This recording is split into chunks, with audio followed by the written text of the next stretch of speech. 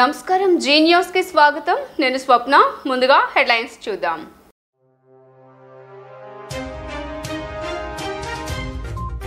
300 cell టవర్లను virtual గా ప్రారంభించిన CM Jagan మారుమూల ప్రాంతాలకు కూడా సమర్థవంతంగా టెలికాం సర్వీసులు అందేలా టవర్లు ఏర్పాటు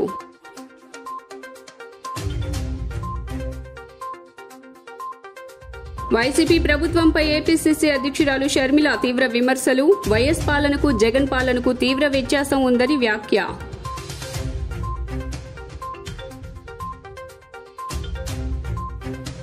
వైఎస్ షర్మిలపై ప్రభుత్వ సలహాదారు సజ్జల ఆసక్తికర వ్యాఖ్యలు చంద్రబాబు నాయుడు స్క్రిప్ట్ షర్మిల చదువుతోందని ఆరోపణ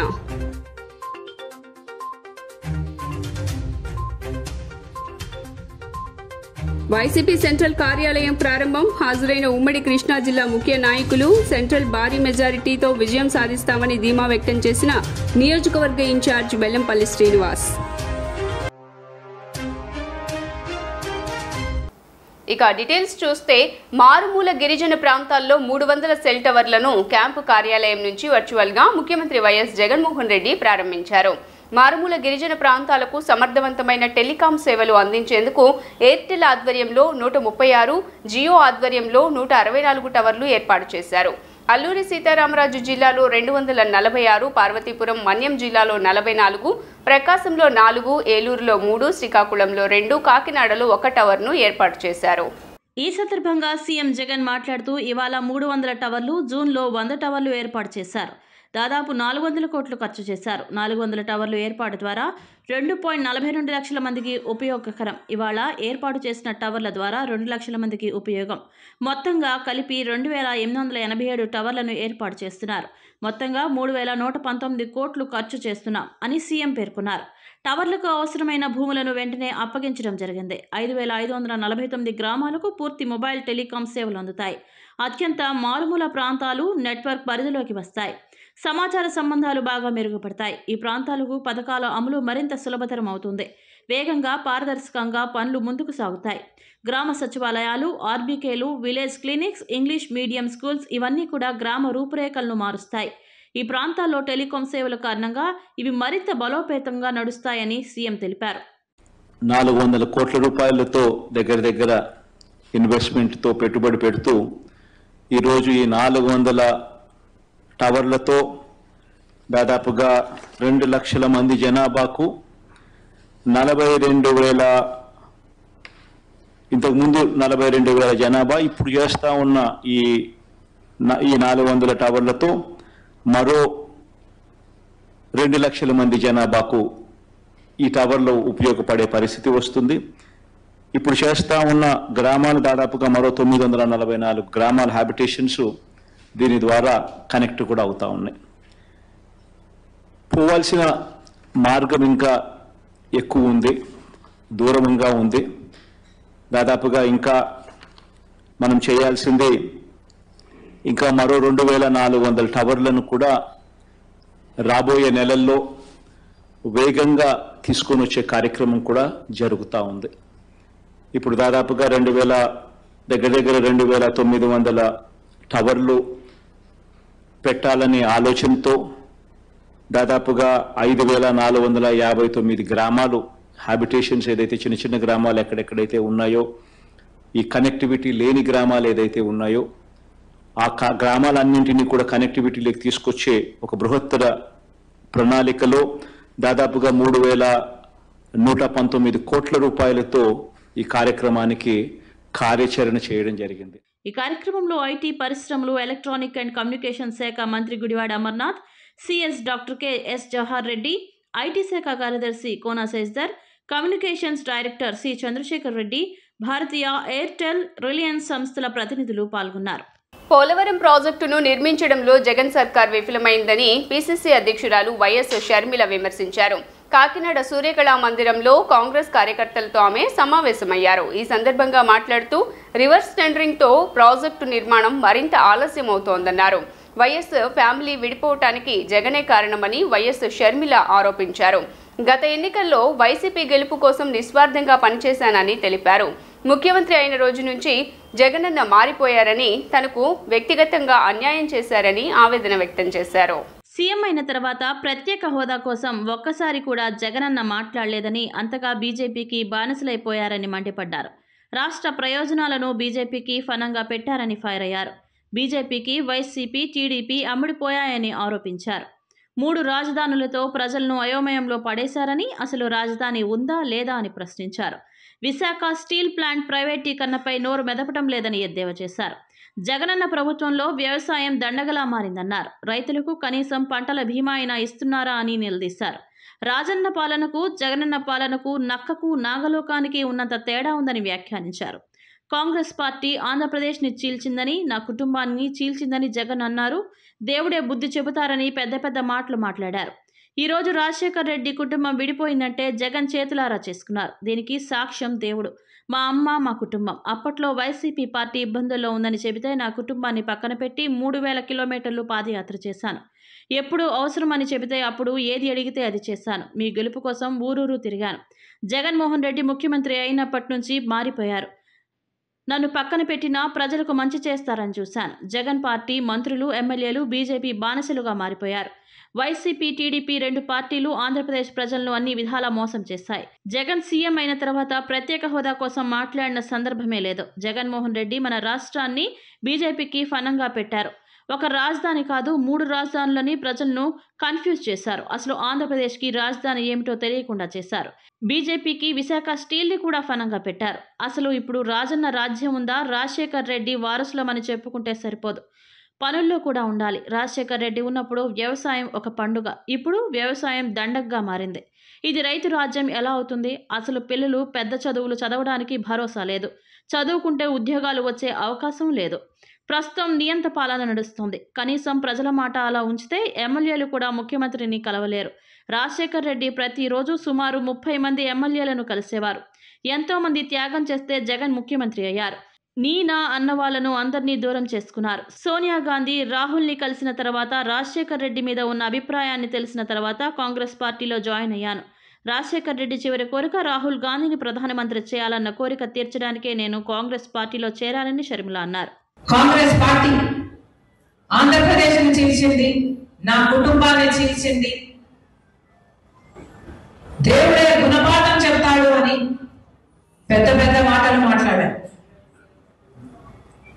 నిజానికి ఆంధ్రప్రదేశ్ రాష్ట్రం ఇలా అభివృద్ధి లేకుండా ఇంత దయనీయ స్థితిలో ఉంది అంటే దానికి కారణం ముందు 5 సంవత్సరాలు ముఖ్యమంత్రిగా ఉన్న చంద్రబాబు గారు, ఇప్పుడు 5 సంవత్సరాలు ముఖ్యమంత్రిగా ఉన్న జగనన్న గారు. ఈరోజు రాజశేఖర్ రెడ్డి గారి కుటుంబం చీలింది అంటే అది చేతులారా చేసుకున్నది జగనన్న గారు.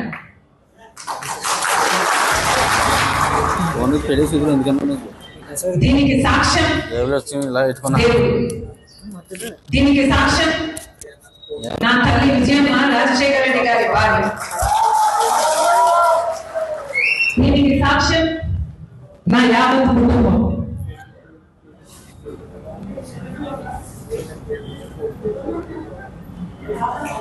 జగన్మోహన్ రెడ్డి గారి పార్టీ ఇబ్బందుల్లో ఉంటే 18 మంది ఎమ్మెల్యేలు ఆ రోజు రాజీనామాలు చేసి జగనన్న వైపు నిలబడితే వాళ్ళను మంత్రులను చేస్తానన్నాడు జగన్. ఈరోజు వాళ్ళలో ఎంతమంది మంత్రులుగా ఉన్నారు? ఏపీసీసీ అధ్యక్షురాలు వైఎస్ షర్మిలపై రాష్ట్ర ప్రభుత్వ సలహాదారు సజ్జల రామకృష్ణారెడ్డి ఆసక్తికర కామెంట్లు చేశారు. వైఎస్ జగన్ అంతు చూడాలని కాంగ్రెస్ ప్రయత్నించిందని, వాటిని తట్టుకుని జగన్ ఎదిగారని తెలిపారు. షర్మిలకు టీడీపీ అధినేత చంద్రబాబు నాయుడు నుంచి స్క్రిప్ట్ వస్తోందని ఆరోపించారు. షర్మిల పచ్చి అసత్యాలు చెబుతున్నారని అన్నారు. వైఎస్ఆర్ ఆశయాలకు అనుగుణంగా జగన్ పాలన కొనసాగుతోందని రాష్ట్ర ప్రభుత్వ సలహాదారు సజ్జల రామకృష్ణారెడ్డి తెలిపారు. వైఎస్ఆర్ బిడ్డ, జగన్ చెల్లెలు అనే అర్హతతోనే షర్మిలకు కాంగ్రెస్ పార్టీ అధ్యక్షురాలి పదవి వచ్చిందని అన్నారు. తెలంగాణలో ఆమె పార్టీ పెడితే శుభాకాంక్షలు తెలిపామని అన్నారు. షర్మిలను కాంగ్రెస్ పార్టీ వాడుకుంటోందని చెప్పారు. తెలంగాణలో కాంగ్రెస్ తరఫున షర్మిల ఎందుకు ప్రచారం చేయలేదని ప్రశ్నించారు. షర్మిల అప్పట్లో ఏం ఆశించి వైసీపీ కోసం పనిచేశారని సజ్జల నిలదీశారు. స్టీల్ ప్లాంట్ ప్రైవేటీకరణను ఆపాలని ముందు తామే చెప్పామని అన్నారు. ఏపీలో ప్రభుత్వ వ్యతిరేక ఓటు టీడీపీకి రావాలని, వైసీపీ ఓట్లు షర్మిలకు వెళ్లాలని చంద్రబాబు ప్లాన్ వేశారని ఆరోపించారు. అందుకోసమే షర్మిలను తీసుకొని వచ్చారని చెప్పారు. చంద్రబాబు ఆటలో షర్మిల చిన్న పావు అని వ్యాఖ్యానించారు. ఆమె అనే మాటల్లో ఆమె మిగిలిన వాళ్ళు ఎలాగో అంటున్నారు. ఈరోజు కేవలం జగన్మోహన్ రెడ్డి గారి చెల్లెలనే ఏకైక అర్హత, రాజశేఖర రెడ్డి గారి బిడ్డ జగన్మోహన్ రెడ్డి గారి చెల్లెల ఏకైక అర్హతతో సోనియా గాంధీ వాళ్ళు తెచ్చి ఈ పోస్ట్ ఇస్తే అక్కడి నుంచి ఇక్కడికి వచ్చి ఇమ్మీడియట్ మొదలు పెట్టి రోజు రోజుకు అటాక్ పెంచుతున్న దాంట్లో ఇంత అబద్ధాలు కనపడుతున్నాయి. ఇవి ప్రజలు గమనించాలి, ప్రజలకు చెప్తున్నాం. ఇంకో విషయం కూడా చెప్పదలుచుకున్నాం. షర్మిలమ్మ గారికి సంబంధించినంత వరకు 2.5 ఏళ్లు పార్టీ అక్కడ, నాకు తెలిసి 2.5 ఏళ్లు తెలంగాణలో పెట్టినట్టున్నారు, వైఎస్ఆర్ తెలంగాణ పార్టీ. సరే, ఆ స్టేట్కి వెళ్ళారు, పార్టీ పెట్టారు. అప్పుడు చాలామంది అడిగారు, మీ కామెంట్ ఏంది, మీది ఇది అని. ఆమె she chose her path and అక్కడ ఏదైనా చేసినా we wish her all the best అని చెప్పాము. ఆమె ఏమైనా మంచి ఇది అయితే మా వైఎస్ఆర్ కుటుంబ సభ్యురాలుగా, జగన్మోహన్ రెడ్డి గారి చెల్లెలుగా సక్సెస్ అయితే హ్యాపీగానే ఫీల్ అవుతాము. సరే, వాట్ ఎవర్ ద రీజన్స్, అది జర్నీ అయింది, సడన్గా కట్ అయింది. ఈరోజు ఏ మీడియా అయితే ఆమెను ఎత్తుకొని భుజాన్ని ఎత్తుకొని మోస్తుందో, నేను ఈనాడు కానీ, ఈటీవీ కానీ, ఏబిఎన్ కానీ, ఇంకో TV5 కానీ, ఆంధ్రజ్యోతి, ఈనాడు పత్రికలు, ఇవన్నీ కూడా వాళ్ళు ఏ రోజు ఈమెను భుజానికి ఎత్తుకుంటున్నారు, ఏ రోజైతే జగన్మోహన్ రెడ్డి గారి మీద అస్త్రాలు ఎక్కువ పడితే ఆ రోజు మాత్రమే దాన్ని తీసుకుంటున్నారు. తెలంగాణలో గమనించండి, ఆమె అంత చేస్తే జగన్మోహన్ రెడ్డి గారు అన్నవి మాత్రమే హైలైట్ చేస్తారు. ఆఖరున కాంగ్రెస్ ఆమెను పొత్తు పెట్టుకోమని కానీ, నువ్వు పోటీ పెట్టొద్దని కానీ ఆమెను వచ్చి రిక్వెస్ట్ చేసింది లేదు. కనీసం 2nd రంగ్ 3rd రంగ్ లీడర్స్ అయినా ఆమెంతటా ఆమె స్వచ్ఛందంగా అనౌన్స్ చేసుకున్నారు. రిజల్ట్ వచ్చినాక, అమ్మా నువ్వు చేసినందువల్ల మాకేదో ఇంత మేలు జరిగిందని ఎవరైనా థ్యాంక్స్ చెప్పారా? మరి ఆ సమయంలో ఎవరైనా ఈ పత్రిక, ఈ మీడియా ఎవరైనా పాపం ఈమె ఇంత కష్టపడింది, తను ఎంతో కొంత డెంటింగ్ చేయగలిగిన దేనికి మనం కాంగ్రెస్ పార్టీకి దాన్ని ప్రభావితం ఓట్లు కొన్ని చీల్చగలిగిన దీంట్లో ఉండి త్యాగం చేసిన ఆమె నాయకురాలు కాంగ్రెస్ గుర్తించలేదు. వాళ్ళేమని రాశారా? అసలు తెలంగాణలో ఇర్రెలవెంట్ ఎందుకయింది? ఆ రోజు అక్కడ మొదలు పెట్టిన తిట్లు అందరికీ పడినట్టున్నాయి. ఆఖరికి ఇంక్లూడింగ్ ఆ కాంగ్రెస్ తిట్టారు. లాస్ట్లో అదే కాంగ్రెస్ దీనికి ఇది అయ్యారు. విజయవాడ సెంట్రల్ నియోజకవర్గంలో వైసీపీ నేతల మధ్య సఖ్యత కుదిరింది. అసంతృప్తి సమసిపోయినట్లే కనిపిస్తోంది. విజయవాడ సెంట్రల్ నియోజకవర్గ ఇన్ఛార్జిగా మాజీ మంత్రి వెల్లంపల్లి శ్రీనివాసరావును పార్టీ హైకమాండ్ నియమించిన విషయం తెలిసిందే. ప్రస్తుత సిట్టింగ్ ఎమ్మెల్యే మల్లాది విష్ణుకు ఎమ్మెల్సీ పదవి ఇస్తామని అధినాయకత్వం హామీ ఇచ్చిందని చెబుతున్నారు. అయితే గత కొంతకాలంగా వెల్లంపల్లి శ్రీనివాసరావుకు మల్లాది వర్గం సహకరించడం లేదనే విమర్శలున్నాయి. అయితే నిన్న తన వర్గంతో సమావేశమైన మల్లాది విష్ణు పార్టీ అధినాయకత్వం తీసుకున్న నిర్ణయానికి అందరం కట్టుబడి ఉండాలని కోరారు. ఎవరు పార్టీ లైన్ను దాటవద్దని చెప్పారు. కొత్త ఇన్ఛార్జ్ వెల్లంపల్లి శ్రీనివాసరావుకు అందరం సహకరిద్దామని, సెంట్రల్ నియోజకవర్గంలో వైసీపీ విజయం సాధించే దిశగా అందరం కృషి చేయాలని కోరారు. దీంతో గత కొన్ని రోజుల నుంచి విజయవాడ సెంట్రల్ నియోజకవర్గంలో నెలకొన్న వివాదం సద్దుమణిగినట్లయింది. ఈ రోజు సెంట్రల్ నియోజకవర్గంలో వెల్లంపల్లి శ్రీనివాసరావు పార్టీ కార్యాలయాన్ని ప్రారంభించారు. ఈ కార్యక్రమానికి ఎమ్మెల్యే మల్లాది విష్ణు హాజరయ్యారు. ఇద్దరు ఆత్మీయ ఆలింగనం చేసుకున్నారు. ఒకరినొకరు చేతులు కలుపుకోవడంతో పార్టీ నేతలు ఊపిరి పీల్చుకున్నారు. విజయవాడ సెంట్రల్ నియోజకవర్గం నుంచి వెల్లంపల్లి శ్రీనివాసరావు ఈసారి బరిలోకి దిగుతుండటంతో ఆయన గెలుపుపై అనుమానాలు వ్యక్తమవుతున్న తరుణంలో ఇద్దరు నేతలు కలయిక పార్టీ క్యాడర్లో జోష్ నింపినట్లయింది. ముఖ్యమంత్రి వైఎస్ జగన్మోహన్ రెడ్డి నాయకత్వంలో మరోసారి వైఎస్ఆర్సీపీ అధికారంలోకి రావటం ఖాయమని పార్టీ ప్రధాన కార్యదర్శి సజ్జల రామకృష్ణారెడ్డి అన్నారు. పార్టీ విజయం కోసం కొన్ని మార్పులు జరుగుతూ ఉంటాయని తెలిపారు. అందరం కలిసికట్టుగా పనిచేసి వైఎస్ఆర్సీపీని గెలిపిస్తామని అన్నారు. విశాఖలోని భీమిలి నుంచి ఈ నెల 27వ తేదీన సీఎం జగన్ ఎన్నికల శంఖారావాన్ని పూరిస్తారని తెలియజేశారు. సింగ్ నగర్లో ఎమ్మెల్యే వెల్లంపల్లి శ్రీనివాసరావు ఆధ్వర్యంలో సెంట్రల్ నియోజకవర్గం వైఎస్ఆర్సీపీ కార్యాలయ ప్రారంభోత్సవం జరిగింది. ఈ కార్యక్రమంలో ప్రభుత్వ సలహాదారులు సజ్జల రామకృష్ణారెడ్డి పాల్గొన్నారు. ఈ సందర్భంగా ఆయన మాట్లాడుతూ 175 స్థానాలు గెలవాలనే లక్ష్యంతో భాగంగానే సీట్ల మార్పు జరుగుతుందని తెలిపారు. మల్లాది విష్ణుకు మరింత ఉన్నతమైన బాధ్యతలు అప్పగిస్తామని చెప్పారు. ఎన్నికలకు ముందే మల్లాది చట్టసభల్లోకి వెళ్తారన్నారు. మల్లాది విష్ణు సారథ్యంలోనే నియోజకవర్గంలో కార్యక్రమాలు వెల్లంపల్లి శ్రీనివాస్ నిర్వహిస్తారన్నారు. సజ్జల చంద్రబాబుకు ఆత్రం ఎక్కువ అని విమర్శించారు. ఓడిపోయిన 2 నెలలకే ఎన్నికలని హడావిడి మొదలు పెట్టాడని దుయ్యబట్టారు. బాబు కుట్రపూరిత రాజకీయాలు చేస్తున్నాడని, అన్ని చోట్ల స్లీపర్ సెల్స్ ఏర్పాటు చేస్తున్నారని మండిపడ్డారు. విజయవాడను బాబు అభివృద్ధి చేయలేకపోయాడని, జగన్ వచ్చాకే అభివృద్ధి చెందుతోందని చెప్పారు. సీఎం జగన్ పేద ప్రజల పక్షపాతి అని సజ్జల పేర్కొన్నారు. అధికారం అంటే బాధ్యతగా భావించిన నాయకుడు వైఎస్ జగన్ అని కొనియాడారు. వైఎస్ఆర్సీపీలో అందరూ కార్యకర్తలేనన్న ఆయన వచ్చే ఎన్నికల్లో 175 స్థానాలు గెలవడమే తమ లక్ష్యమని తెలిపారు. ఈ కార్యక్రమంలో ఎంపీ కేశినేని నాని, జూపూడి ప్రభాకర్, పశ్చిమ నియోజకవర్గం ఇన్ఛార్జ్ షేక్ ఆసిఫ్, తూర్పు నియోజకవర్గం in charge Avinash, MLC Ruhulla, mayor Bhagyalakshmi, deputy మేయర్లు, సెంట్రల్ కార్పొరేటర్లు, కార్యకర్తలు పాల్గొన్నారు. గారి ఆశయాలను ఆలోచనలను పూర్తిగా పుణికిపుచ్చుకొని ఆయన బిడ్డగానే కాకుండా రాజకీయ వారసుడుగా కూడా ఆయన కంటే 10 అడుగులు ముందుకు వేసి భవిష్యత్ తరాలకు కూడా రాజకీయ పార్టీ అంటే ఎలా ఉండాలి, ప్రజాస్వామ్యంలో రాజకీయ పార్టీల బాధ్యత కానీ రాజకీయ నాయకులు ఎలా వ్యవహరించాలి, జవాబుదారీతనం అనేది ప్రజాస్వామ్యంలో ఎంత ముఖ్యమైన విషయం అని కొత్త గేమ్ రూల్స్ ఈరోజు తయారు చేసిన జగన్మోహన్ రెడ్డి గారు 24 ఎన్నికలకు తాను ఈ 5 ఏళ్లలో చేసిన సంక్షేమం అభివృద్ధిని షోకేస్ చేస్తూ చూపిస్తూ మళ్ళీ వచ్చే ఎన్నికలకు పార్టీని మమ్మల్ని అందరినీ నడిపించడానికి 27వ తేదీ భీమిలిలో తొలి ఒక మహాసభ, కేడర్ మహాసభ జరపబోతున్నాం ఆయన ఆధ్వర్యంలో. అనుకోకుండా ఈరోజు ఇక్కడ నాకు ఈ అవకాశం వచ్చింది. విజయవాడ సెంట్రల్ ఆఫీస్ ప్రారంభోత్సవం సందర్భంగా మీ అందరితో నా అభిప్రాయాలు, నా భావాలను పంచుకోవడంతో పాటు అలాగే ఒక ఇన్నాళ్ళు మన అనుభవం, గత అనుభవం, ఈ 5 ఏళ్లలో జరిగింది ఏంటి అనేది కూడా మీతో కాసేపు షేర్ చేసుకోవడానికి ఒక అవకాశం వచ్చింది. అందుకు ముందుగా నాకు సంతోషంగా ఉంది. మొన్న ఎన్నికల్లో 2019లో సోదరుడు అంతకుముందు 28,000తో మెజారిటీతో గెలిచినటువంటి ఇక్కడ ఉన్నటువంటి తెలుగుదేశం పార్టీ ఎమ్మెల్యే క్యాండిడేట్ని 25 ఓట్లతో గెలిచాడు చాలా కృషి చేసి. ఈసారి 25,000తో వెల్లంపల్లి గెలవబోతున్నాడు. అంటే 28,000 ప్లస్తో మరి ఆ రోజు మన సోదరుడు మన విష్ణు గారు ఇది చేస్తే మళ్ళీ ప్లస్ 25,000తో మన ఏదైతే ముఖ్యమంత్రి గారు ఇక్కడికి అభ్యర్థిగా పంపించారో సోదరుడు వెల్లంపల్లి శ్రీనివాస్ గెలవబోతున్నాడు. దాంట్లో ఎటువంటి సందేహం లేదు. ఈరోజు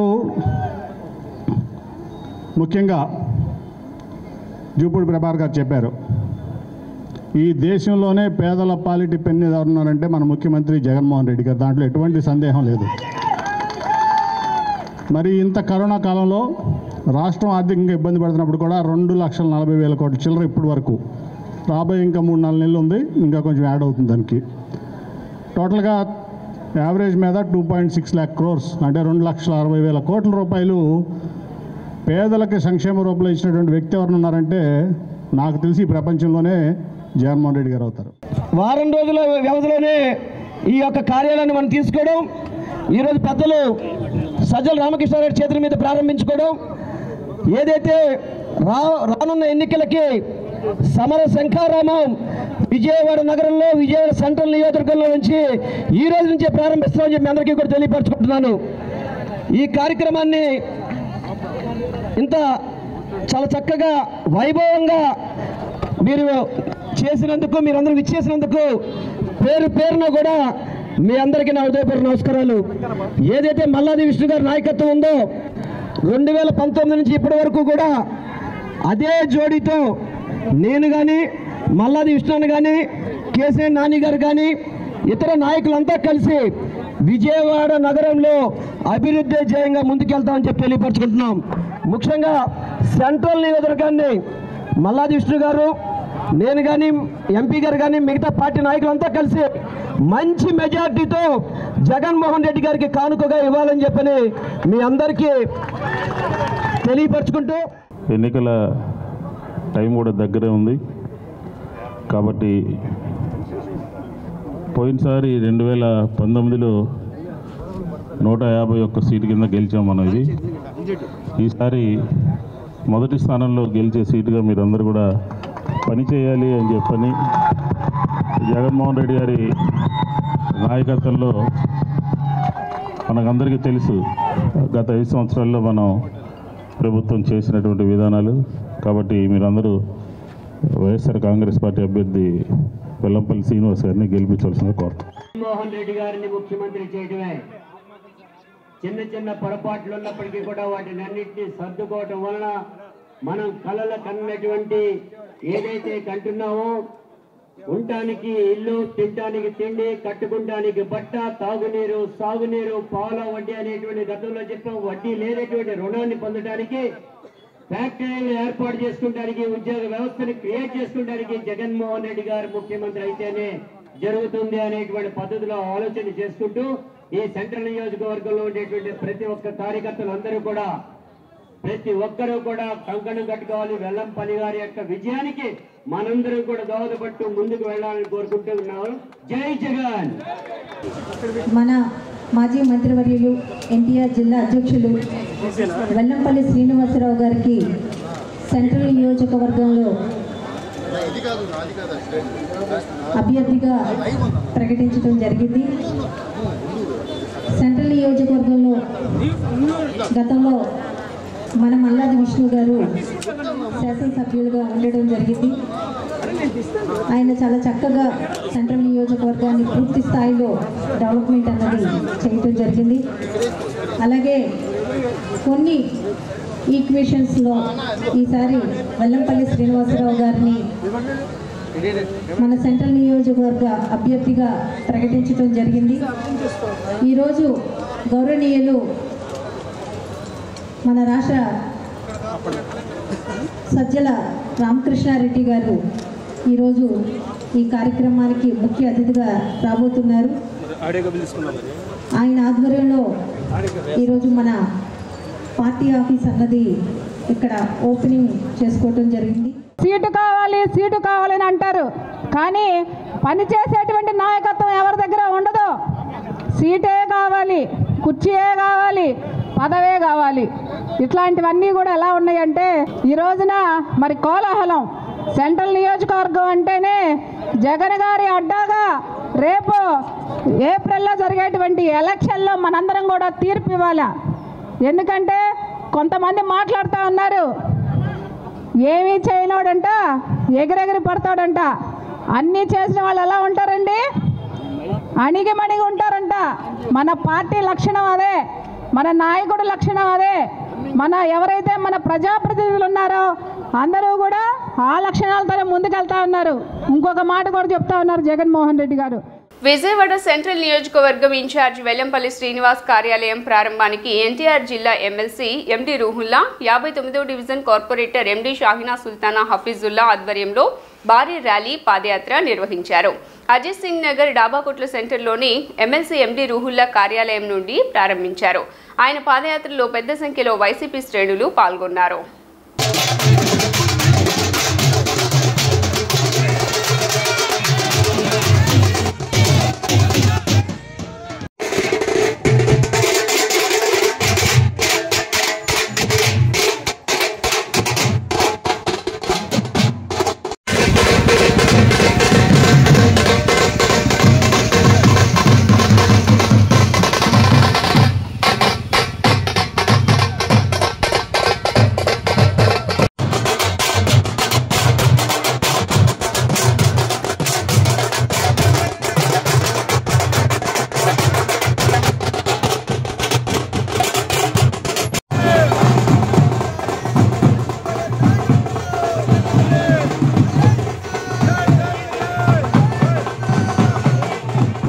జై భారత్ నేషన్ పార్టీ మేనిఫెస్టోను విడుదల చేసింది. ఆ పార్టీ జాతీయ అధ్యక్షులు లక్ష్మీనారాయణ మేనిఫెస్టోను విడుదల చేశారు.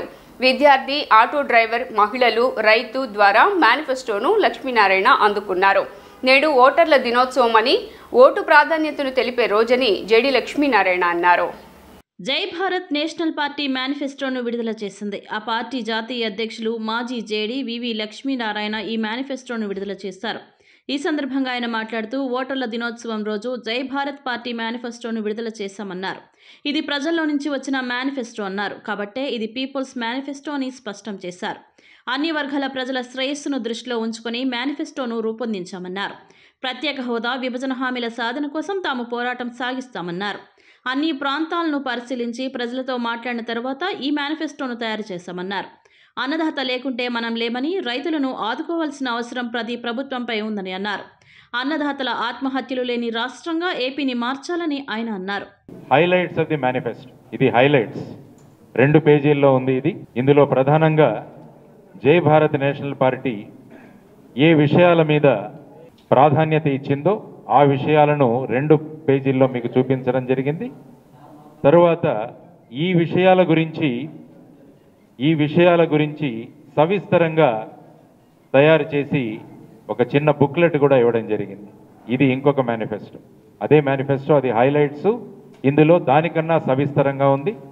రాబోయే కాలంలో ఈ అన్ని విషయాలను పొందుపరిచి ఒక పెద్ద మేనిఫెస్టో, ఈ విషయాలన్నింటినీ డీటెయిల్డ్గా తయారు చేసి ఒక మేనిఫెస్టో ఉంటుంది. ఆ తర్వాత ఇందులో మీరు చూడాల్సిన అంశం ఏంటంటే, ఇక్కడ ఒక క్యూఆర్ కోడ్ ఇవ్వబడింది. ఈ క్యూఆర్ కోడ్ని మీరు స్కాన్ చేస్తే మొత్తం మేనిఫెస్టో మీ ఫోన్లో కానీ మీ ఐప్యాడ్లో కానీ వస్తుంది. అదేవిధంగా ఈ మేనిఫెస్టో కూడా మీరు చూడాలంటే దానికి కూడా క్యూఆర్ కోడ్ ఇవ్వడం జరిగింది. అందువల్ల ప్రస్తుతం డిజిటల్ యుగం ఉండడం వల్ల అందరికీ కూడా అందుబాటులో ఎప్పుడైనా కూడా ఈ మేనిఫెస్టో గురించి అడగడానికి, అందులో ఉన్న విషయాలు పరిశీలించడానికి ఈ విధమైన ఏర్పాటు చేయడం జరిగింది. 2014లో విభజన తరువాత కొత్త రాష్ట్రంగా ఏర్పడింది ఆంధ్రప్రదేశ్. ఉమ్మడి రాష్ట్రానికి ప్రధానమైన రెవెన్యూ ఉన్న హైదరాబాద్ వెళ్ళిపోవడం వల్ల మనమంతా కూడా విభజన హామీల గురించి, ప్రత్యేక హోదా గురించి ఎదురు చూసాం. అందుకనే ఈ మేనిఫెస్టోలో మొదటి అంశం మేము రాసింది ప్రత్యేక హోదా, ఆంధ్రప్రదేశ్ హక్కు, విభజన హామీల సాధనే మా ధ్యేయం. కాబట్టి జై భారత్ నేషనల్ పార్టీ యొక్క ప్రధానమైనది ప్రత్యేక హోదా కోసం పోరాడడం, విభజన హామీల సాధన అన్నది ముఖ్య అంశంగా కూడా ముందుకు వెళ్ళి ప్రత్యేక హోదా, విభజన హామీల పోరాట సమితితో పాటు జై భారత్ నేషనల్ పార్టీ కూడా పోరాడుతుంది. ఇది ప్రధానంగా తెలుసుకోవాల్సిన అంశం. విజయవాడ కృష్ణలంక సిఐ దుర్గారావు గురువారం బదిలీ అయ్యారు. ఈ మేరకు ఆయనకు సిబ్బంది ఘనంగా వీడ్కోలు పలికారు. సిబ్బంది అందరూ దుర్గారావును పూలతో వీడ్కోలు పలికారు.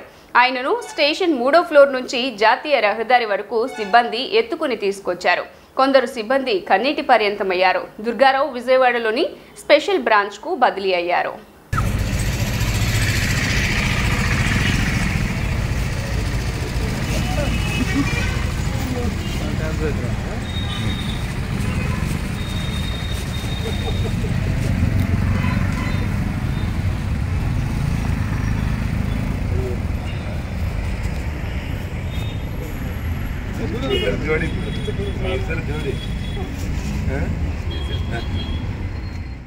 అయోధ్యలోని బాలరాముడి దర్శనానికి భక్తులు పోటెత్తుతున్నారు. ఈ క్రమంలో మహారాష్ట్ర పూణేకు చెందిన కొందరు డోలు కళాకారులు ఈరోజు అయోధ్యకు చేరుకున్నారు. ముందుగా హనుమాన్ గుడి వద్ద డోలు, డప్పు, శంఖం, ఇతర సంగీత వాయిద్యాలతో ప్రదర్శనలు చేసి రామ్లాలా దగ్గరికి వెళ్లారు. అయోధ్య రామాలయం ముందు వీరంతా కలిసి జై శ్రీరామ్ అంటూ ఇచ్చిన ప్రదర్శన ఆకట్టుకుంది.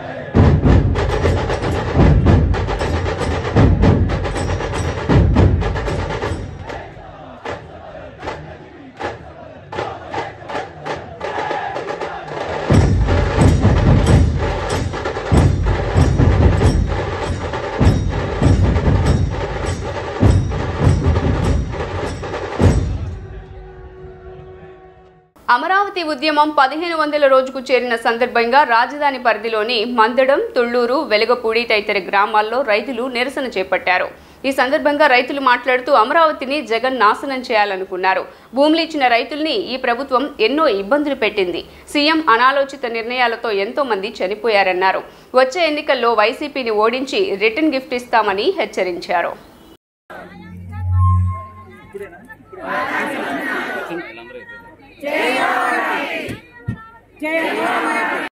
7-10 వయసు దాటిన అదే అడగండి అన్ని జిల్లాలలో. అన్ని జిల్లాలలో అభివృద్ధి కావాలా వద్దా? మరి అనుకున్నారు మొదట్లో వీళ్ళని జైళ్లలో పెడుతున్నారు. మనకి ఇక్కడ ఉమా గారు ఉన్నారు, వారు జైలుకి వెళ్ళొచ్చారు. సంపన్న వర్గాలు అందరూ కూడా అమ్మో అని గుండెల మీద చేసుకునేటట్లుగా కరెంటు బిల్లులు. దేవనగరం మహేశ్వర గారు కూడా ఆ సభకి రావాలి. సన్నా సభ అంటే ప్రిపరేటరీ మీటింగ్ జిల్లా పార్టీ కార్యాలయంలో పెట్టాను కాబట్టి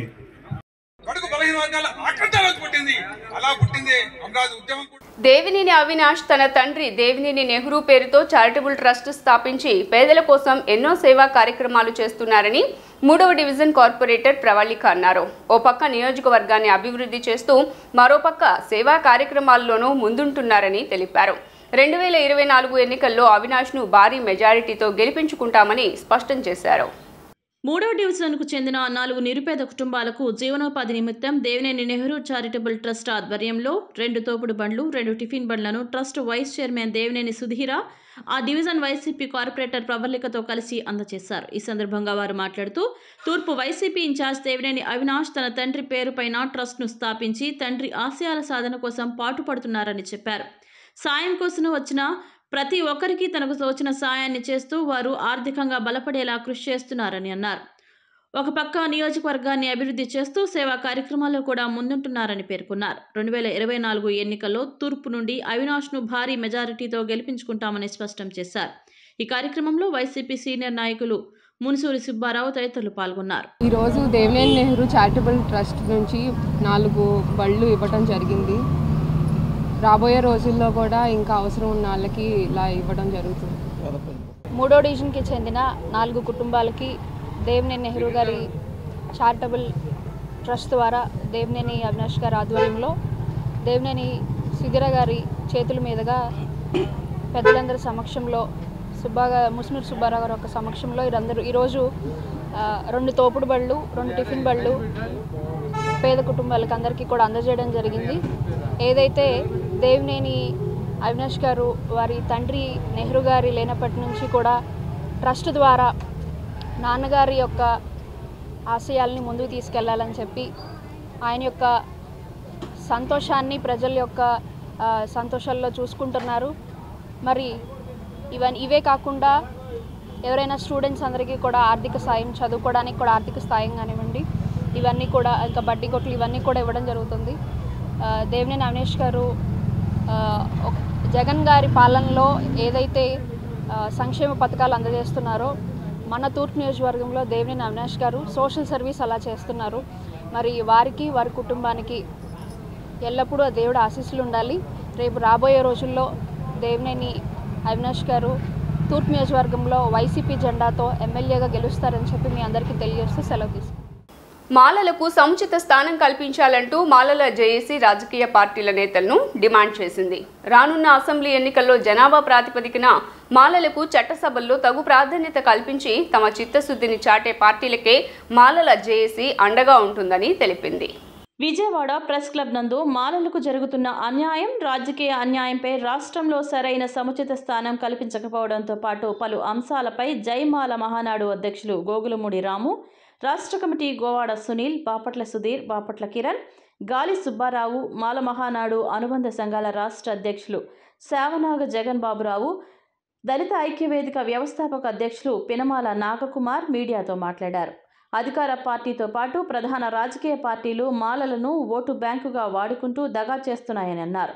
మాలలకు జనాభా ప్రాతిపదికన చట్టసభల్లోకి పంపాలని డిమాండ్ చేశారు. ఈసారి ఎన్నికలలో మాలలకు తగు విధంగా సీట్లు కేటాయించని పార్టీలకు ఓటమి తప్పదని హెచ్చరించారు. ఆంధ్రప్రదేశ్ రాష్ట్రంలో మాలలకు సముచిత స్థానం కల్పించాలని విజయవాడ నగర నడిబొడ్డున ప్రెస్ క్లబ్లో సమావేశం ఏర్పాటు చేయడం జరిగింది. మరి ఈ సమావేశం మాలలు చేసి మాలమహానుడు అనుబంధ సంఘాల అధ్యక్షులు సేవానాగబాబు జగన్రావు గారు, మాలమహానుడు కృష్ణా జిల్లా అధ్యక్షులు, ఉమ్మడి జిల్లా అధ్యక్షులు మరి అమల్దాస్ గారు కూడా రావడం జరిగింది. మరి ఈ సందర్భంగా ఆంధ్రప్రదేశ్ రాష్ట్రంలో మాలలకు పూర్తిగా సముచిత స్థానం కల్పించాలని తెలియజేస్తా ఉన్నాం. గత వైసీపీ ప్రభుత్వంలో కూడా మొన్న విజయవాడ నగర కార్పొరేటర్లు కూడా మాలకు అన్యాయం జరిగింది. అదేవిధంగా ఇప్పుడు టీడీపీ ప్రభుత్వంలో కూడా ఉమ్మడి కృష్ణా జిల్లాలో 3 అసెంబ్లీ స్థానాల్లో 3 కూడా మాదిగలు కేటాయించడం చాలా దుర్మార్గం. మరి ఈ పత్రికా సమావేశం తరఫున ఆ 3 సీట్లలో ఒకటి మాలలకు కేటాయించాలని, అదేవిధంగా ఎంతోమంది సీనియర్ నాయకులు ఉన్నారు. మరి ఆ సీనియర్ నాయకులు కూడా ప్రతి నియోజకవర్గంలో కూడా మరి అణచివేత గురి చేస్తూ ఉన్నారు. పూర్తిగా కూడా అగ్రవర్ణాల ఆధిపత్య చేతుల్లో తీసుకొని ఎక్కడ కూడా ఎస్సీలు కూడా ముందుకు తీసుకెళ్లే ప్రయత్నం చేయట్లేదు. మరి అటు అధికార పార్టీ కానివ్వండి ఇటు ప్రతిపక్ష పార్టీలన్నీ కూడా ఎస్సీలని పక్కతో పట్టించే ప్రయత్నం చేస్తూ ఉన్నారు.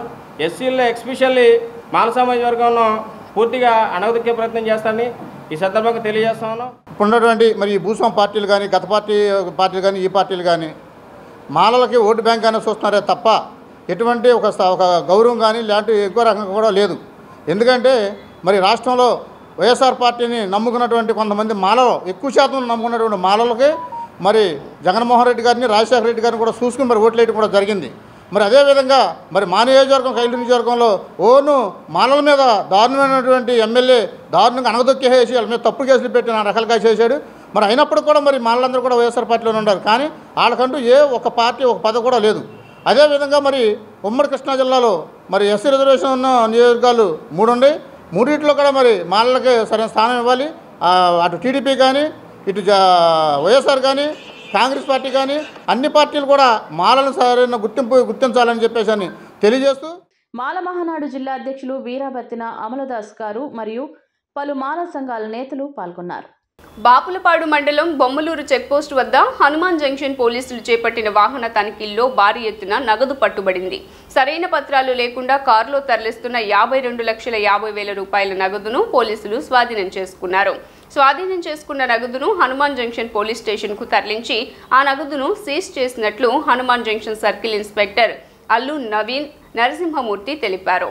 కృష్ణా జిల్లా SP Shri P Joshua IPS గారి ఆదేశాల మేరకు పేడన నియోజకవర్గంలోని కుర్తివేణి పోలీస్ స్టేషన్లో లోసర్ బ్రిడ్జ్ వద్ద వాహనాలు తనిఖీ చేయుచుండగా ఈరోజు రాజుల నుంచి వస్తున్న వాహనాన్ని తనిఖీ చేయగా అతని వద్ద నుంచి 5.5 లక్షల రూపాయలు సీజ్ చేయడం జరిగింది. ఆయనకి అడిగాం ఈ డబ్బులు ఎక్కడివి అని చెప్పేసి అది సరైన సమాధానం చెప్పలేదు. దాని మీద కేసు నమోదు చేయడమైనది. అలాగే వాహనాలు తనిఖీ చేస్తుండగా సుమారు మాటలకు చెందిన వ్యక్తి ఒక 40 బాటిల్స్ అక్రమ మద్యం కలిగి ఉన్నాడు. అతన్ని అరెస్ట్ చేసి కేసు నమోదు చేయడమైనది. నియోజకవర్గంలో ఎవరైనా సరే అక్రమ మద్యం కానీ సారా కాయడం కానీ ఇలాంటివి చేస్తే వాళ్ళ మీద చట్టపరమైన చర్య తీసుకుని వాళ్ళ మీద పీడీ యాక్ట్ అమలు చేసి వాళ్ళని మీద యాక్షన్ తీసుకోవడం జరుగుతుంది. ఎవరు కూడా ఇలాంటి పనులు చేయకూడదని కోరుకుంటున్నాం. తమ ప్రభుత్వం 58వ డివిజన్ అభివృద్ధి కోసం 40 కోట్ల రూపాయల నిధులను వెచ్చించిందని central YSRCP in charge Vellampalli Srinivas పేర్కొన్నారు. ఈ నియోజకవర్గం నుండి 25,000 మెజారిటీతో గెలుపొందడం ఖాయమని ధీమా వ్యక్తం చేసిన ఆయన గత ప్రభుత్వం ఈ నియోజకవర్గ అభివృద్ధి కోసం కృషి చేస్తే తమ ప్రభుత్వం అభివృద్ధి పనులు ఎందుకు చేపట్టాల్సి వచ్చిందని ప్రశ్నించారు. డివిజన్ పర్యటనలో భాగంగా Vijayawada central YSRCP in charge Vellampalli Srinivas, deputy mayor Shri Sailaja Reddy, 58వ డివిజన్ కార్పొరేటర్తో కలిసి డివిజన్ పరిధిలోని నందమూరి నగర్, సాయిబాబా టెంపుల్ ఏరియాలలో పర్యటించి ప్రతి గడపకు వెళ్లి ప్రభుత్వం అందించిన సంక్షేమ పథకాలను తెలియజేశారు. ఈ సందర్భంగా మీడియాతో మాట్లాడిన వెల్లంపల్లి శ్రీనివాస్ గత ప్రభుత్వం డివిజన్ అభివృద్ధి కోసం కృషి చేసిన దాఖలాలు లేవని విమర్శించారు. టీడీపీ టైంలో 58వ డివిజన్లో మట్టి రోడ్లు, త్రాగునీటి సరఫరా లేక ఈ డివిజన్ వాసులు అనేక ఇబ్బందులు పడ్డారని గుర్తు చేశారు. తమ ప్రభుత్వం వచ్చాక డివిజన్ అభివృద్ధి కోసం 40 కోట్ల రూపాయలు వెచ్చించి సీసీ రోడ్ల నిర్మాణం, యూజీడీ పనులు, విద్యుత్ దీపాల పునరుద్ధరణ వంటి కార్యక్రమాలు చేపట్టి డివిజన్ని మోడల్ డివిజన్గా తీసుకురావడం జరిగిందన్నారు. బోండా ఉమా హయాంలో విజయవాడ నియోజకవర్గ అభివృద్ధి శూన్యమంటూ ఆరోపించారు. 25,000 ఓట్ల మెజారిటీతో సెంట్రల్ నుండి తను గెలుపొందడం ఖాయమంటూ ధీమా వ్యక్తం చేశారు. డివిజన్ పర్యటనలో భాగంగా మా డిప్యూటీ మేయర్ గారి డివిజన్ 58వ డివిజన్లో ఈరోజు ఉదయం నుంచి ప్రారంభించుకున్నాము. ఈ డివిజను చాలా చక్కగా మన గతంలో ఎన్నడూ లేని విధంగా అభివృద్ధి జరిగిందని చెప్పడానికి చాలామంది ప్రజానీకం. ఎందుకంటే ఇది చాలా పెద్ద ఏరియా. ఇది ఈ ఆంధ్రప్రభ కాలనీ కానీ, ఆంధ్రపత్రిక కాలనీ కానివ్వండి, ఆర్ఎన్బి కాలనీ కానివ్వండి, ప్రతి ఒక్కటి కూడా గతంలో మట్టి రోడ్లతో ఇబ్బంది పడే పరిస్థితిలో గతంలో చూసాం. ఏది ఈ బోండమ్మ గారు ఎమ్మెల్యేగా ఉన్నప్పుడు కనీసం ఆ మట్టి రోడ్లు పూడ్చిన పరిస్థితి కూడా లేదని చెప్పి ఈరోజు ప్రజానీకం చెప్తున్నారు. ఈరోజు మా డిప్యూటీ మేయర్ గారు ఇక్కడ గెలిచిన తర్వాత ఈ ప్రభుత్వం ఏర్పడ్డాక దాదాపుగా సుమారుగా 40 కోట్ల పైనపడి రోడ్లు కానీ, డ్రైనేజీలు కానీ, డ్రింకింగ్ వాటర్ మీద కానీ పూర్తిగా కూడా అభివృద్ధి చేసుకుంటూ ఇంకా అభివృద్ధికి అవకాశం ఉంది. తప్పకుండా ప్రతిదీ కూడా శాంక్షన్ చేయించి ఇమ్మీడియట్గా అవన్నీ కూడా చేసే విధంగా ముందుకెళ్తున్నాం. గతంలో ఇదే బోండమ్మ, ఇదే చంద్రబాబు నాయుడు వీళ్ళు కనుక అభివృద్ధి చేస్తుంటే మాకు ఈ అభివృద్ధికి అవకాశం ఉండేది కనీసం.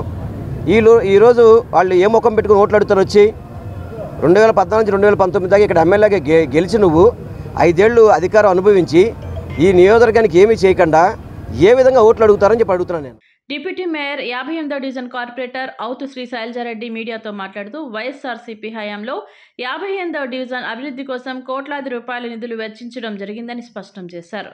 ఈ డివిజన్ అభివృద్ధి కోసం చిత్తశుద్ధితో పనిచేస్తున్నామని తెలియజేశారు. ఏ గడపకు వెళ్లినా వైఎస్ఆర్సీపీకే తమ ఓటు అంటూ ప్రజలు స్పష్టం చేస్తున్నారని తెలియజేశారు. రేపు జరగబో ఎన్నికలలో సెంట్రల్ నియోజకవర్గం వైఎస్ఆర్సీపీకి మరోసారి అడ్డగా మారడం ఖాయమంటూ ఆమె ధీమా వ్యక్తం చేశారు.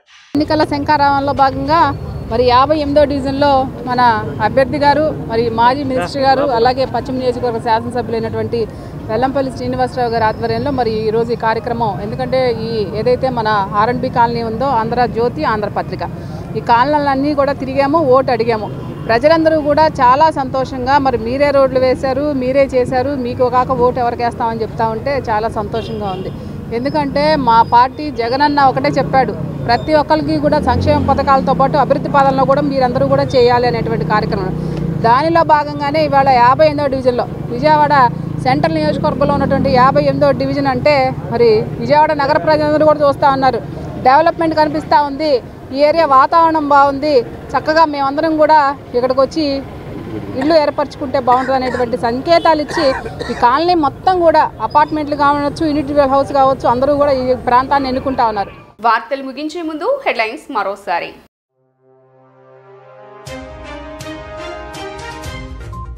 300 సెల్ టవర్లను వర్చువల్ గా ప్రారంభించిన సీఎం జగన్. మారుమూల ప్రాంతాలకు కూడా సమర్థవంతంగా టెలికాం సర్వీసులు అందేలా టవర్లు ఏర్పాటు.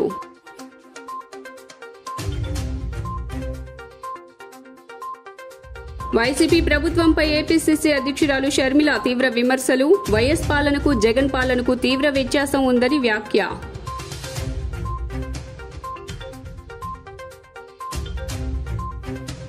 వైఎస్ షర్మిలపై ప్రభుత్వ సలహాదారు సజ్జల ఆసక్తికర వ్యాఖ్యలు. చంద్రబాబు నాయుడు స్క్రిప్ట్ షర్మిల చదువుతోందని ఆరోపణ.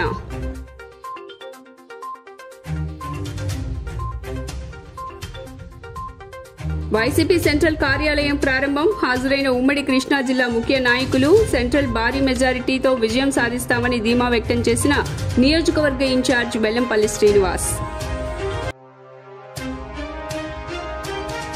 జీ న్యూస్ ఇంతటితో సమాప్తం. తిరిగి వార్తల్లో మళ్ళీ కలుద్దాం. అంతవరకు సెలవు. నమస్కారం.